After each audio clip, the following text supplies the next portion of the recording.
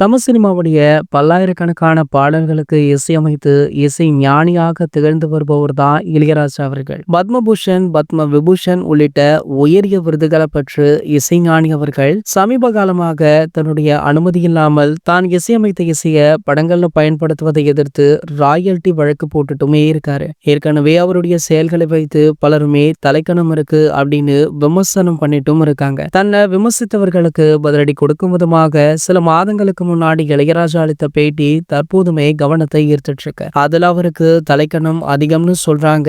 எனக்கு வராமல் வேற யாருக்குடா வரும், எனக்கு தாண்டா வரணும், எனக்கு தான் திமிரு ஜாஸ்தியா இருக்கணும், உலகத்துல யாருமே செய்யாதது தான் நான் பண்ணிருக்கேன், எனக்கு கர்வம் இருக்குன்னு சொல்றாங்க.